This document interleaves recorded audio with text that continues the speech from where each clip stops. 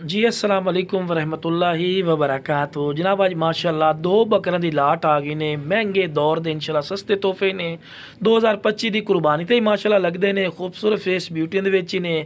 और जनाब महंगाई जितनी मर्जी इंक्रीज़ होगी इंशाल्लाह फौजी गोड फार्म दे हुआ पुराने रेट ही ने। बाकी जनाब पहले नंबर पर माशाअल्लाह पांडा कलर दे विच माशाअल्लाह बकरा ही ने जिन्होंने माशाअल्लाह नागरा डब्बे च आखा जाता है। और माशाअल्लाह खूबसूरत फेस ब्यूटी दे विच ही ने। उम्र बिरा दी 7 महीने इन्होंने उम्र ही नहीं पई। और ये पक्का खीरा इन्हें माशाल्लाह कमाल दे कन्ना दे लापर इस खूबसूरत फेस ब्यूटी दे विच। और माशाल्लाह जितनी मैं तारीफा करना उतना ही कम है। माशाल्लाह क्वालिटी वाइज भी नंबर 1 ही ने।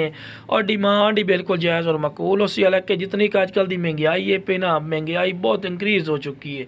लेकिन इंशाल्लाह फौजी गोड फार्म दे वो पुराने रेट ने। तो लो बिरा टोर फिर के भी खा रहे हैं कि तुहानू अच्छी तरह इन्फॉर्मेशन और डिटेल होवे। ठीक है ना बिरा। इस तो बाद दूसरे नंबर पर पठोर आ गए ने माशाल्लाह कमाल की चीज़ ने।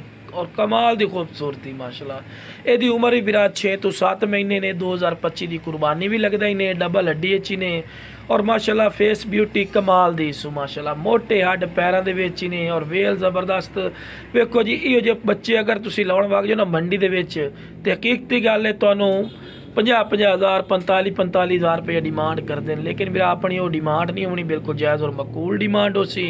तो हाइट दी इंशाल्लाह इंची टेप ला के भी जो भाई पुछनी चाहता जनाब इंची टेप वाली वीडियो भी तुहानू पर्सनल मिल जासी भी कितना कि हाइट कर दे। ठीक है ना मेरा बिरा। क्योंकि हाइट कर दे जो पमैश करके दे दो फिर परेशानी नहीं बनती। बाकी बिरा हुसन खूबसूरती वाली माशाल्लाह अखीर ने। चौड़ी छाती दे विच ने। मोटे हड्ड पैरों के विच ने। कन्ना दे लापर जबरदस्त हर पॉइंट जबरदस्त ने। बाकी बिरा जिस बिरा चाहिए जनाब स्क्रीन पर नंबर चलता पे रबता करके मुनासिब कीमत लै सकते हो।